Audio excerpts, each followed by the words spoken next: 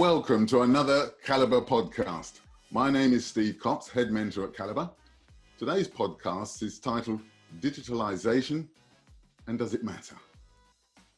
For our discussion today, I'm pleased to say I'm joined by YouTube icon Jacob Sotiris. Thank you for having me. I'm not sure about the icon part. My face is in some places, but I don't. To me, you're an icon. Oh, you Trust me. Our lives are heavily influenced by digitalisation, whether we're conscious of its impact or not. Today's discussion will feature: what is digitalisation? Is it important? And does it matter? Jacob, what is digitalisation? How would you define it? However, before you answer that, I'd like you to indulge me. I am Steven Spielberg's E.T. I went home nearly 40 years ago. However, I left some chums behind, and I've decided to come back for a short holiday to see my old chums. I returned to Earth, and the world has changed beyond all recognition. More humans, for one, nearly 7 million humans now. The destroying of the planet. I thought us aliens were supposed to do things like this. And I've come back to what you call the digital age. What is the digital age and digitalisation? How would you define it? How would you explain it to me, E.T.? Right, goodness. I hope you've got some time on your hands, E.T., and you're sat comfortable, because the world has changed quite considerably. Digitalisation is essentially being able to take a physical product or service and making it available via a digital means. So just for some context, a good example is Blockbuster. Blockbuster had a service and a product. They used to sell you DVDs. You could rent them out. You could walk into their stores. Yes, I do remember Blockbuster. You could walk into their stores. So do I, for my last visit. So you could go in, obtain a physical product, take it home. Okay, that was kind of your physical, the ET world before. Now, digitalization happened, and the likes of Netflix came along. So they took the same plan, the same business model essentially, but they put it into a digital form. So it got rid of a lot of the friction, because you weren't having to get up, leave the house, go and visit these places and exchange money physically. It was all done online, very simple. You had a choice at the palm of your hands just to be able to flick through very easily, and you didn't have to essentially leave your sofa to do the whole experience that Blockbuster offered you, but you had to get up, spend fuel, go and visit. That's essentially a really good example of digitalization. If Blockbuster had done what Netflix had done, they would still be here. So that's the very A to Z, very quick, with an example of digitalization. Is it important? Goodness, I don't think it could be more important. It's the fundamental way that we lead our lives nowadays, with everything that we do, everything that we consume in terms of knowledge, from e-learning, for example, to watching videos to learn about the next product that we might be buying. It's just everything. It's where consumers' attention is. So yeah, it couldn't be more important, really. Okay. And in your view, does it really matter? I think it's almost like your last question.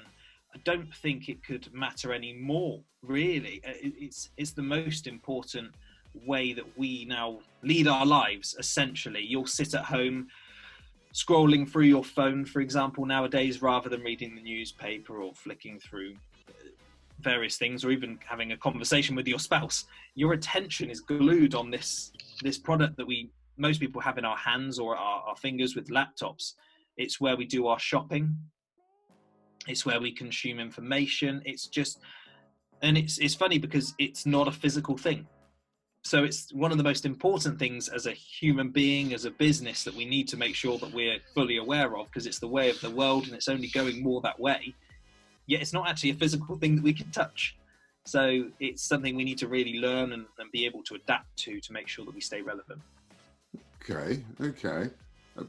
What would you say were the real benefits, and to whom? Everybody and everything. It's a benefit to everybody. It's not a benefit to the people that don't adapt to it.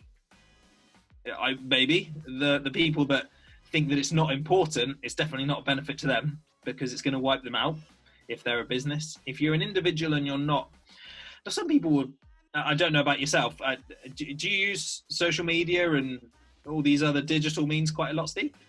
Oh, you're a bit advanced of us, so I'm learning all of that now. The only reason I ask is, if I say who does it benefit, well, there's a lot of people that say it's not a benefit. They prefer the old way. They're being more physically connected with people.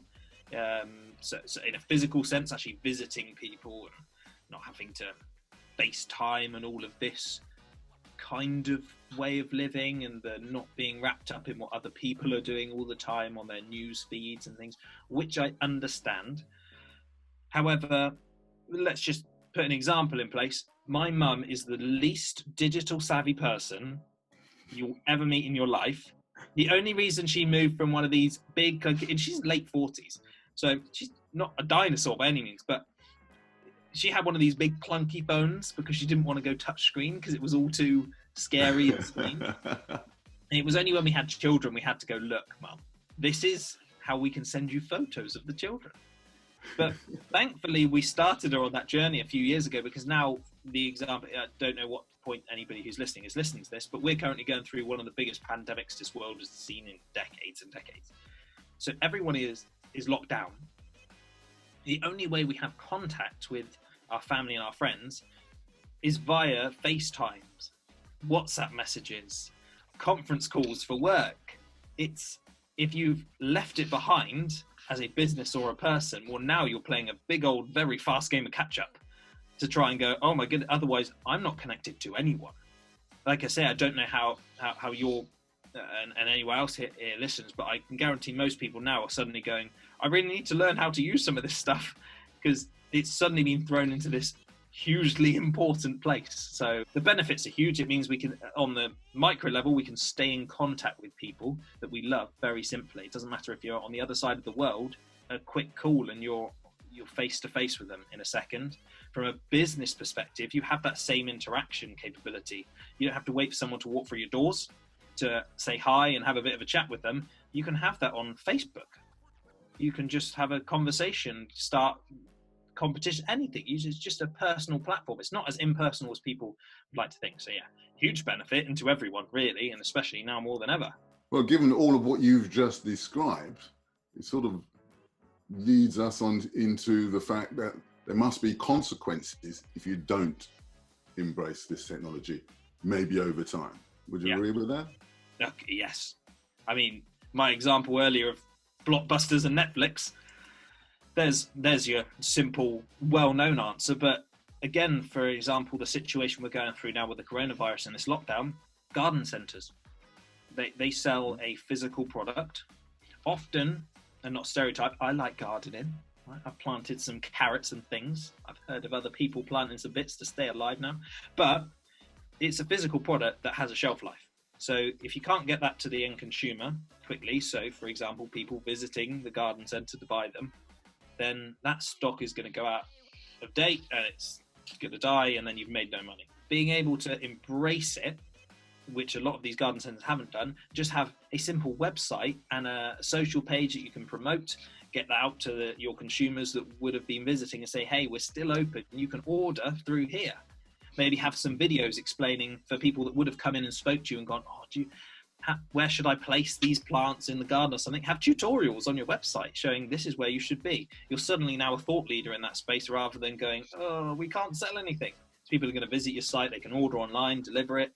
It keeps your business going. I think the risks of not embracing it in today's world are terrifying from a business perspective. It can wipe you out. You can be the longest established person in the world with the biggest business in the world. If you don't embrace it, you're gone. It's a bit brutal, isn't it? Sorry. You're all going out of business. It's as simple as that. You're gone. Jacob, I just want to tell the listeners a little bit about Calibre. Now, Calibre has been a trading provider for the last 8 years, primarily in the motor industry, but not on the technical side, more the customer-facing side, which would be sales, service advisor, business manager, customer services, that sort of thing. When we started our training delivery, we used workbooks, which were modular. And then 4 years ago, we had a transition where we transferred all of our modules onto an e-learning platform. Last year, we started to digitize and gamify our content and delivery. Jacob, my co-host, has been delivering digital content for a good number of years now, via LinkedIn and YouTube, for example. Both Jacob and Calibre agree that digitalization is important and does matter. And as such, I'm very pleased to announce that Jacob has joined Calibre as our digital director. I wish there was a way we could get streamers to come down. Yes, balloons and pyrotechnics and all sorts of stuff. But it's fair to say that we've been tracking Jacob for a while because we recognise his potential. He's hugely talented and very knowledgeable in the digital field. Jacob will be a tremendous asset as we further develop our digital program. His passion and drive will be a perfect fit for our dynamic team and what we aim to achieve, where both our competencies will fit hand in glove. Would you like to tell us a little bit about yourself, Jacob? Yes. So me, I've been in car sales now for about 5 or so years. Previously from that, I was in mental health, so quite a jump of career, and it feels like quite a jump again, strangely. But I did, mental health, looking after young adults with challenging behaviour before moving on, which I learned a great deal of skill from that I could transfer over to car sales, actually. So I took a lot of those skills that I learned into car sales, and basically just had a good, fun career in selling vehicles to people and enjoying the customer interaction. But along my journey of selling cars, I realised that digital and video and this proactive way of being actually was something that not a lot of people in our industry were doing. And it was something that I was hugely passionate about anyway. So I started using video and kind of social media, all these digital platforms to push out content and create almost kind of a little brand around the business. And we ended up having more leads coming in from our auto trader, for example, the ones that stood out compared to the competitors. We had more customers coming in, kind of recognizing people in the dealership, because we made it almost kind of an experience online that then offline it carried over. So that's where I kind of found my love for digital and car sales. And the timing just worked perfectly when Calibre connected with me and two worlds collided happily, I suppose. Yeah, it was good timing and a perfect opportunity for me. I think Calibre has already shown that they are very open to digital, very understanding that it's the way that the world is moving, which for a business of the size it is, it's strange. A lot of big businesses are very sat on their hands and won't change because this has always worked, but Calibre are not like that. They're very much an innovative business, and it just seemed like the right fit. So yeah, very excited to join. Excellent. Just so I can get a feel, an emotional feel from you. I mean, that's quite a quantum leap, really, to go from sales into, a position of, directorship, if you like, of an organization. I mean, how are you feeling emotionally about the whole thing? Yeah, I mean, aside from the inevitable ego boost that comes along with just somebody approaching you and saying, hey, we think that you can bring some value to us. The actual role change, it's a huge change for me. It's also a massive opportunity. So one that I don't want to let anyone down, because I do feel like all the things that we've discussed between Calibre and myself, that there's so much synergy there in the ideas and the innovation side that it will just work. With the team back in the idea as well, it's a great fit. So yeah, it's emotionally it's fantastic. I'm very excited. Hopefully everyone else is excited for the way that things are going to start moving. But yeah, early days but exciting days, that's for sure. I would say that our excitement is probably equally matched. I mean, how do you envisage that working, this union between us? I think it's great. I think you mentioned there the e-learning platform, the fact that Calibre have taken this very successful curriculum base and everything that they were teaching their trainees and things have gone, well, digital's a thing, we need to be doing something with it, let's put it onto an e-learning platform. It speaks volumes to me. The fact that they can say, this is the way things are going, let's make sure we're there and relevant, and creating less friction for the people, our end consumers, that want to use this platform. Not everyone wants to be looking through workbooks. I think as soon as you leave school, you don't want to see another workbook in your life. So being able to have it on an e-learning platform is important, and bringing a video aspect into that, because a lot of people that are coming in, maybe trainees, for example, are of the younger mind. Video right now is the biggest content source on the planet. YouTube is the second biggest search platform on the planet. I mean, that's not small information. That's huge. The fact that they're able to do that, and it's just a video-based platform that people put out information, videos, entertainment, all of this. So being able to take your already successful learning platform, put in a digital sense, adding videos, which is very relevant to the database that are going to be coming into it. So it's much more engaging, much more interactive. It's a match made in heaven for me. Excellent, excellent. Thank you very much for that. And given that the embracing of technology, in my mind, up to now has been much of an evolution, the impact of the coronavirus situation, on working practices suggests to me that it will become a revolution for which we need to be ready for. What do you think? Yeah, I mean, we had a conversation before, and I think I referred to it as going from horse and cart to a rocket ship, which is the speed of which I think everyone was realizing that it's time to move. And so many people are already there. So many people have made that. Amazon, there you go, biggest company in the world. They're very much online. Apple have built huge amounts of value with their product through digital to be able to sell their products, which probably do the same as a lot of other people's products, but for 3 times the price, because the value's been built through all of this video content, the digital content that they do. So loads of people are there and making a huge success of it. I forgot the question. I was talking about from evolution to revolution, and we just need to be ready for that. It's going to start moving like a juggernaut, isn't it, really? So the speed now, coronavirus has just honed people's attention and made people realize, well, unless we can adapt to digital, we don't have a business, is the long short of it. Only so many businesses right now are able to still function, produce a profit, and keep generating value to their end consumers because they've got a digital strategy in place. Without having that in place, or just being reluctant to embrace it, but now more than ever, people have realized that this is suddenly ramped up. This is ramped up big time, and a lot of people are now going, we need to be doing something. So it's an exciting time for digital, really exciting. Excellent. Let's get out there. Sadly, that brings us to the end of the podcast. Jacob, I'd like to thank you. Immense appreciation for you being here today. Thank you very much for being here today.